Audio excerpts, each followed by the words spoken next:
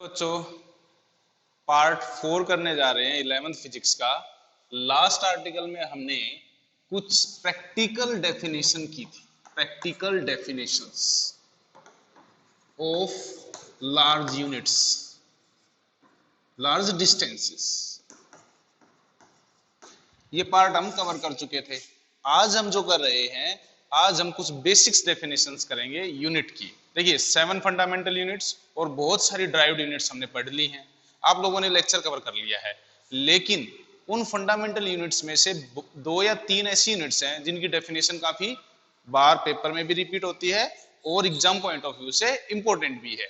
तो उसी को आज, उसी कड़ी में आज हमारा आर्टिकल रहेगा सम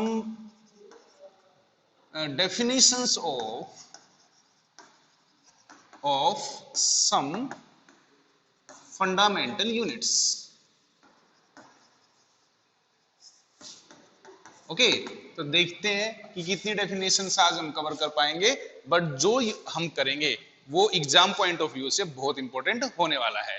तो चलिए स्टार्ट करते हैं विदाउट वेस्टिंग योर टाइम। सबसे पहली यूनिट रहेगी 1 मीटर। जैसा कि हमने पिछली बार पढ़ा था लास्ट क्लास में कि डिस्टेंस की यूनिट हमारे पास क्या हो गई, मीटर। अब देखिए 1 मीटर जो स्टैंडर्ड यूनिट होती है, ये यूनिट कैसे बनाई जाती हैं। जैसे कितनी डिस्टेंस को हमने 1 मीटर कहना है, उसे पहली बार जो 1 मीटर बनता है उसे हम कहते हैं प्रोटोटाइप। उसे क्या बोलते हैं, प्रोटोटाइप। तो पहली 1 मीटर डेफिनेशन जब बनी होगी, उसे जहां रखा गया होगा, किस सन में बनी है, ये सब इसमें हम डिस्कस भी करने वाले हैं। 1 मीटर जो डेफिनेशन है, 1 मीटर जो लेंथ है, वो हमारी रखी गई है फ्रांस नियर पेरिस, सीवर नामक जगह पे ये प्लेस किया गया है। तो हमारे पास 1 मीटर को हम स्टडी करते हैं कि हमने क्या किया, हमने एक लेंथ प्लेटिनम इरिडियम रोड की एक लेंथ को इतना इतना मार्क करके और हमने 1 मीटर बोल दिया।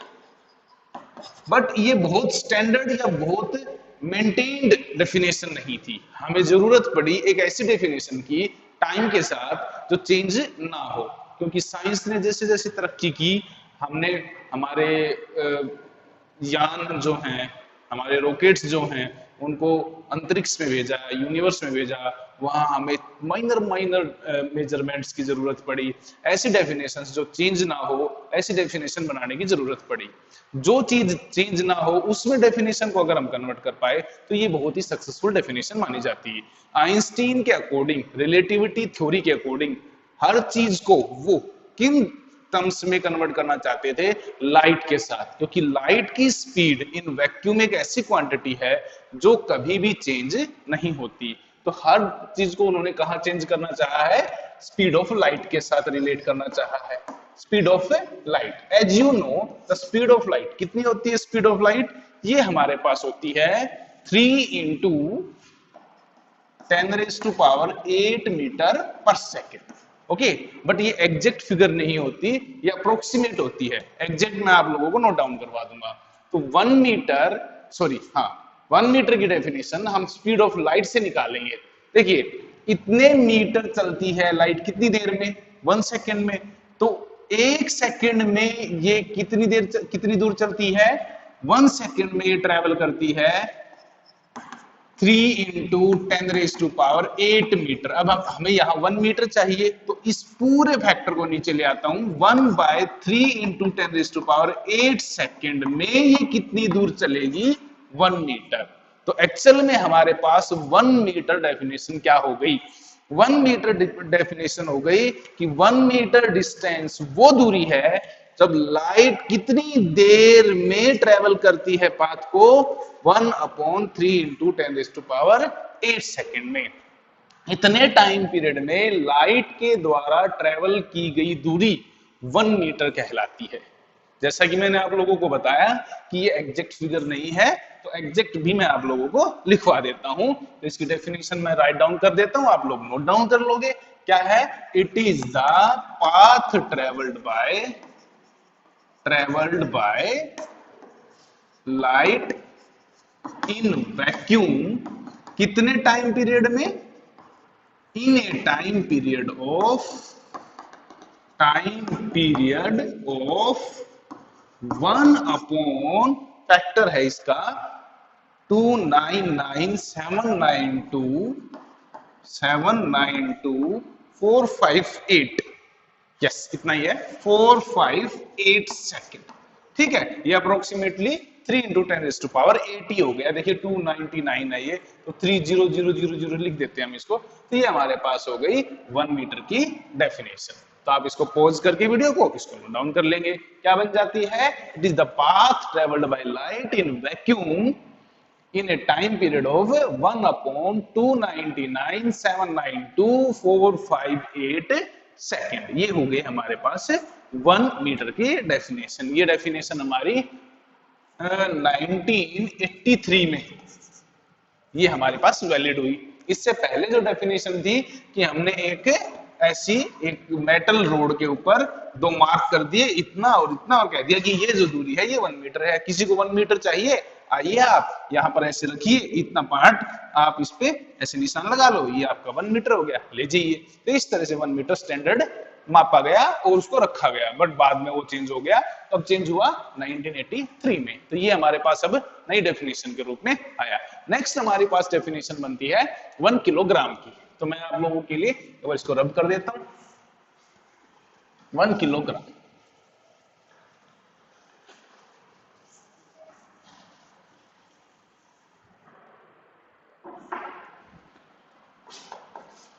1 kilogram.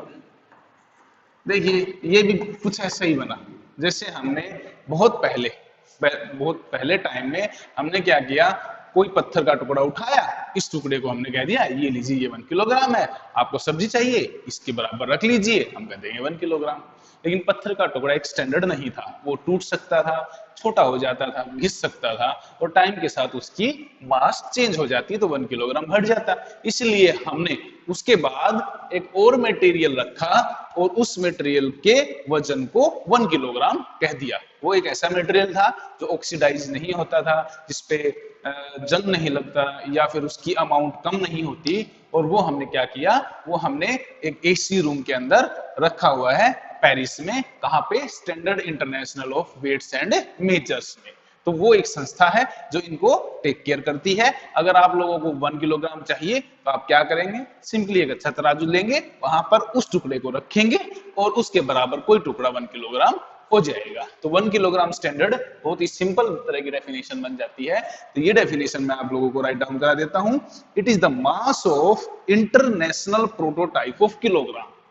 It is the mass of international type of prototype। ठीक है, जैसे कि मैंने आप लोगों को पहले भी बताया था, जो प्रोटोटाइप है वो हम किसे कहते हैं? वो प्रोटोटाइप हमारा कहलाता है जो पहला 1 किलोग्राम बना, जो हमारे पास इंटरनेशनल ब्यूरो में जो प्लेस किया हमने, उसे हमने प्रोटोटाइप कहा, पहला 1 किलोग्राम। उसके बाद वो उन सब के क्या हो जाती हैं? डमी हो जाते हैं, उनकी कॉपी हो जाती है, बट पहली कहलाती है प्रोटोटाइप। तो ये हो गया, it is the mass of international type of prototype. और ये मटेरियल बना किससे है? ये मटेरियल अपना बना है प्लेटिनम इरिडियम सिलेंडर है ये। तो ये मैं लिख देता हूं, that is it is the mass of या made of platinum iridium metals या materials which are kept in international bureau of weights and measures in Paris near in Sivers in Paris, France। ठीक है, तो ये हमारे पास बन गई एक 1 किलोग्राम स्टैंडर्ड की डेफिनेशन। ये वो मास है किसका मास है? प्लेटिनम इरिडियम मटेरियल से बने हुए एक सिलेंडर का मास, जो हमने कहा रखा, एक संस्था में रखा जिसका नाम है International Bureau of Weight and Measure. ये संस्था कहाँ है? ये पेरिस में हो गई। तो ये होगी आपकी सेकंड डेफिनेशन। नेक्स्ट और फाइनल डेफिनेशन हमारी इसमें बेसिक बनती है। देखिए 7 फंडामेंटल क्वांटिटी है, जैसे कि मैंने आप लोगों को पहले बता दिया कि हम उसमें से 3 की डेफिनेशन करेंगे और बाकी 4 की डिफाइन नहीं करेंगे। उसको जस्ट हमें मेमोराइज करना है कि वो नाम रखने हैं या। तो चलिए लास्ट वाली आपकी बन जाती है 1 सेकेंड। देखिए अर्लियर टाइम में, बहुत पुराने टाइम में हुआ क्या, हमने बहुत प्रिसाइज डेफिनेशन चाहिए थी सेकंड की। हम क्या करते थे, बहुत पहले क्या हुआ होगा, सनराइज से लेकर सनसेट तक के टाइम को हमने एक टाइम पीरियड डिफाइन किया और उसे हमने कहा 24 आवर्स। अब 24 आवर्स को हमने क्या किया, 24 पार्ट्स में डिवाइड कर दिया। तो एक पार्ट कितना बचा? 1 आवर। एक पार्ट 1 आवर का हो गया। अब एक पार्ट 1 आवर को हमने फिर से 60 पार्ट्स में डिवाइड कर दिया, तो वो हुआ 1 मिनट।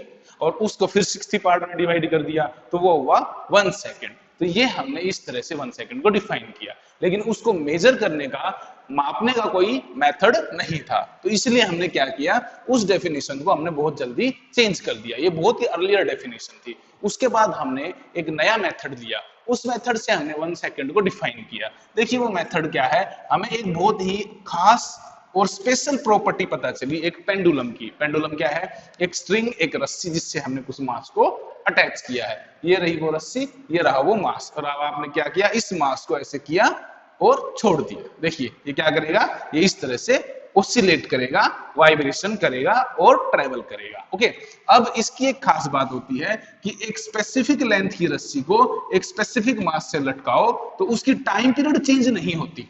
अगर फॉर सपोज किसी पेंडुलम को आप ऐसे करके यहां तक छोड़ते हो, वो जब यहां जाता है, फिर यहां आता है और फिर यहां आता है, यहां, तो ये टाइम पीरियड 1 सेकेंड का होता है। कितनी देर का होता है? 1 सेकेंड का। नेक्स्ट थोड़ी देर में आपको पता है, अगर आप एक मास को ऐसे डिस्प्लेस करके छोड़ देते हो तो वो जाता है, फिर वापस आता है, वो 1 सेकेंड लेता है, अगली बार वो धीरे ऐसे कम दूरी तक जाता है। इसे हम एम्पलीट्यूड कहेंगे, हम फर्दर क्लासेस में पढ़ेंगे। ये अगली बार जब ये थोड़ा वाइब्रेट कर रहा है या थोड़ी दूरी तक जाता है, उसके बावजूद इसका टाइम पीरियड चेंज नहीं होता। ये एक बहुत इंपॉर्टेंट खास प्रॉपर्टी पेंडुलम की हो गई कि टाइम पीरियड स्मॉल ऑसिलेशंस में भी चेंज नहीं होता। अगली बार अगर ये इतना भी जाएगा तो भी ये कितनी देर में ही जाएगा? 1 सेकेंड में ही। अगली बार ये इतना भी जाएगा तो भी ये कितनी देर में जाएगा? 1 सेकेंड में ही जाएगा। ये बहुत ही स्पेशल प्रॉपर्टी होती है। देखिए आपको लगता होगा कि नहीं सर ये थोड़ा कम होगा या ज्यादा होगा, तो मैं बता देता हूं, जब आप इसको बहुत ज्यादा डिस्प्लेस करते हो तो इसकी जो वाइब्रेशंस होती हैं वो लॉन्ग वाइब्रेशंस होती है, उनकी स्पीड ज्यादा होती है। ज्यादा स्पीड होने के कारण ये ज्यादा दूरी को भी 1 सेकेंड में ही ट्रेवल कर लेता है। जब इसकी वाइब्रेशंस कम होती हैं तो इसकी स्पीड भी कम हो जाती है, इसलिए वो इतनी थोड़ी दूरी को भी कितनी देर में पूरी करता है? 1 सेकेंड लगा देता है। और इसी तरह से वो अपने टाइम पीरियड को 1 सेकेंड करता है। सपोज करो हमने क्या किया, हमने परमानेंट पेंडुलम बनाया, हमने उसको ऐसे छोड़ दिया और उसकी वाइब्रेशंस को नोट डाउन किया।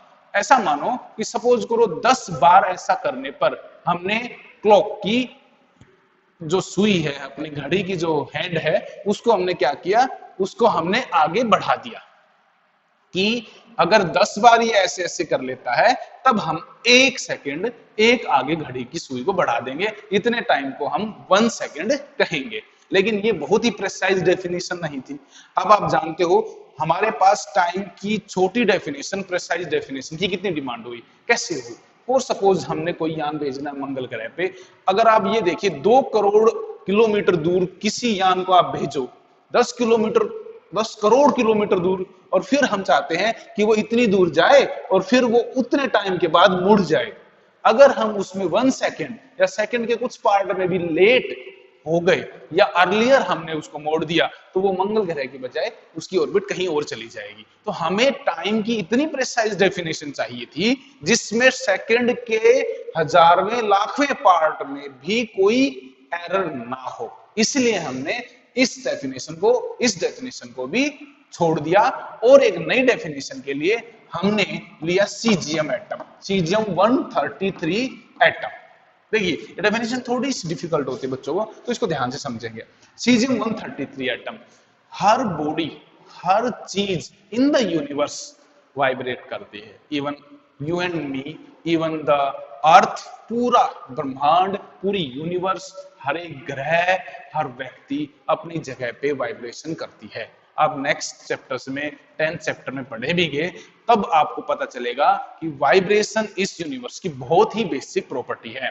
तो सारी चीजें जब वाइब्रेट करती हैं तो ये एक बात पता चल गई हमें, तो हमने वाइब्रेशंस को हथियार बनाकर या हमारा मेथड बनाकर इसकी डेफिनेशन को हमने क्या किया, डिफाइन कर लिया। कैसे किया, हमने सीजियम एटम लिया। एटम के स्ट्रक्चर में आप जानते हो एक सेंटर में हमारा न्यूक्लियस पार्ट हो जाता है जहां प्रोटॉन और न्यूट्रॉन होते हैं, इसके बाद एक यहाँ पर एक ऑर्बिट, यहाँ फिर ऑर्बिट, यहाँ फिर ऑर्बिट, ठीक है। और इन ऑर्बिट्स में इलेक्ट्रॉन की एक पर्टिकुलर संख्या होती है। ये भी आप जानते हो, केमिस्ट्री में आप पढ़ते हो K-L-M-N, पहली में 2 होती हैं सपोज करो, फिर नेक्स्ट में फिर इलेक्ट्रॉन्स होते हैं। तो मैं सारे पर्टिकुलर अमाउंट में नहीं बना रहा, नंबर में नहीं बना रहा, तो मैं क्या करता हूं, मान लेता हूं कि ये हमारे पास जो इलेक्ट्रॉन है वो यहाँ रिवॉल्व कर रहा है, इसमें ये यहाँ रिवॉल्व कर रहे हैं, और ये अपने अपने घर में है, एक दूसरे के घर में नहीं जाते। और हर घर में रहने वाले इलेक्ट्रॉन भी फिक्स होते हैं, उनकी संख्या नहीं बदल सकती।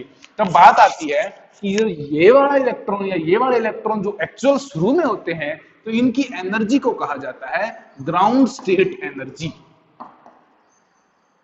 कौन सी एनर्जी में होते हैं ये ग्राउंड स्टेट एनर्जी में है। जब हम इसको एनर्जी देते हैं तो ये क्या कर सकते हैं, ये एनर्जी लेकर अगली ऑर्बिट में जंप कर सकते हैं। एनर्जी देने के बहुत सारे मेथड्स हैं, आप इसको गर्म कर दीजिए, गर्म करने पर ये क्या होगा, बहुत गर्म करोगे और तेज और तेज, और चलते चलते अपनी जगह को छोड़ देगा और नेक्स्ट में चला जाएगा। एक ये तरीका हुआ। एक आप इस पर लाइट डालिए, लाइट मिलेगी, लाइट की एनर्जी से मिलेगी, उस एनर्जी को लेकर ये नेक्स्ट लेवल पे जंप हो जाएगा और ग्राउंड स्टेट एनर्जी नहीं एक्साइटेड स्टेट में चला जाएगा। ओके, ये ऐसे जंप करके कहां चला जाएगा, एक्साइटेड स्टेट में चला जाएगा। अगर हमने सीजियम 133 एटम के ग्राउंड स्टेट वाले इलेक्ट्रॉन को एनर्जी दी, और भी है, आप उसको और भी तरह से एनर्जी दे सकते हो। आप इसे इलेक्ट्रिसिटी दीजिए, इलेक्ट्रॉन बहुत स्पीड में जाएंगे, इसको हिट करेंगे और इसको आगे जंप करवा देंगे। तो हमने अगर 133 एटम सीजियम के इलेक्ट्रॉन को एनर्जी दी, वो कहां चला गया, नेक्स्ट लेवल पे, और फिर वहां से क्या हो गया, नीचे गिर गया वापस। क्यों गिरा, ये क्या हुआ, देखिए ये इलेक्ट्रॉन एनर्जी लेके नेक्स्ट लेवल में गया। नेचर का रूल क्या है, नेचर रूल इज दैट कि एक पर्टिकुलर ऑर्बिट में फिक्स अमाउंट में इलेक्ट्रॉन होते हैं। वो कहेगा भाई यहाँ पे तो हमारे पास तो जितने थे उतने फुल हैं, तो आप क्या करोगे, उसको कहाँ जाना पड़ेगा, वापस अपने घर में। जब वो वापस नीचे गिरता है तो जो अमाउंट में उसने एनर्जी ली थी उस अमाउंट को ये रिलीज करता है, ठीक है, रिलीज करके ये वापस चला जाता है। देखिए आप ध्यान से समझने की कोशिश कीजिए। ये कुछ ऐसा है जैसे हमने एक पेंडुलम के मास को ऐसे किया और उसे छोड़ दिया, ये क्या करेगा, हमारे वर्क डन से ये ऐसे जाएगा, लेकिन क्या ये यहाँ पे रुक जाएगा, आंसर इज नो। ये इसको और शूट करके आगे पहुंच जाता है, फिर ये वापस आता है और ये वाइब्रेशन करता है। एक बार एनर्जी देने पर वो अपनी, यहां पर हम उसे छोड़ देंगे और कहेंगे यही रुक जा, ये नेचर को मंजूर नहीं है। नेचर का रूल क्या है, जो तेरा घर वहां जावे, तो हमने उसको यहां पहुंचाया, ये यहां नहीं रुकने वाला, ये जाएगा कहां पे, अपनी मीन पोजीशन पे। मीन पोजीशन पे क्या हुआ, मीन पोजीशन तक जाते जाते अगले ने क्या किया, एक एनर्जी मेंटेन कर ली, एक एनर्जी डेवलप कर ली, उस एनर्जी को लेकर वो मीन पोजीशन पर नहीं रुकेगा, फिर क्या करेगा, और शूट करके आगे पहुंचेगा, ये यहां भी नहीं रुकने वाला, फिर आएगा, फिर और शूट करेगा, ऐसे ही बार बार करेगा। और ये अल्टीमेटली, मैं कहना क्या चाह रहा हूं, अल्टीमेटली ये वाइब्रेट कर जाएगा, ऑसिलेट कर जाएगा। अब हमारे पास ये ऑसिलेशन इसी तरह से इसमें देखने को मिलेंगी। ये इलेक्ट्रॉन जंप करके कहां चला गया, एक्साइटेड लेवल में, यहां से ये वापस आया, यहां नहीं रुकने वाला, ये क्या करेगा, ये नीचे जाता है, ये फिर वापस आता है, ये फिर जाता है, और इस तरह से ये यहां पर ऐसे वाइब्रेशंस करता रहता है, क्योंकि बिल्कुल सिमिलर टू ए पेंडुलम ये क्या कर जाता है, ऑसिलेट कर जाता है। अब हम इसके ऑसिलेशंस को काउंट करने वाले हैं, कितने ऑसिलेशंस पूरे हों कि हमारा टाइम 1 सेकंड कहलाए। लगभग अप्रोक्सीमेटली 9 करोड़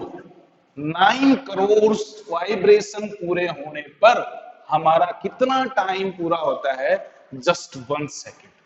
अब ये छोटा सा टाइम दिखने में छोटा है, 1 सेकंड में कितनी देर में हो जाता है, आप 1 काउंट करते हो तो 1 सेकंड हो जाती है, लेकिन इतनी देर में ये सीजियम के एटम कितनी बार वाइब्रेट कर चुके होते हैं, 9 करोड़ बार।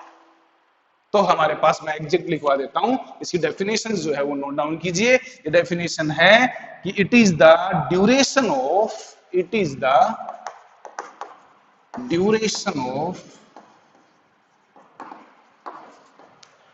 नंबर है 9192, 9 करोड़ है ये, 192, एग्जैक्ट नंबर लिख रहा हूं मैं 631770। पीरियड्स ऑफ रेडिएशंस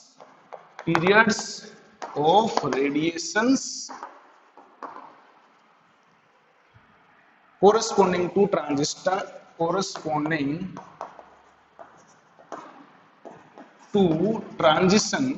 ट्रांजिशन का मतलब होता है गिरना उठना, ऊपर जाना नीचे गिरना, ऐसे ऊपर गए नीचे आए, ऊपर गए नीचे, दैट इज ट्रांजिशन। और कहां हो रहा है ये transition, between two hyper fine level. ये हाइपर फाइन लेवल हो गए, ये लेवल हो गया, ये लेवल, इनके बीच में बहुत सारे लेवल होते हैं, उनको हाइपर फाइन लेवल कहते हैं। वैसे हाइपर फाइन लेवल ऑफ कौन से एटम के साथ हो रही है सारी कहानी, सीजियम 133 एटम। तो ये हुआ हमारे पास 1 सेकेंड की डेफिनेशन, और ये डेफिनेशन आपकी आई थी 1967 में। तो ये एक अल्टीमेट डेफिनेशन हमारे पास बन जाती है। तो ये थी हमारे पास कुछ फंडामेंटल क्वांटिटीज की यूनिट की डेफिनेशंस। आई होप आप लोगों को समझ आया होगा। आप इस वीडियो को पॉज करके इन डेफिनेशंस को लिख लेंगे, नोट डाउन कर लेंगे। Thank you for listening, thank you to all.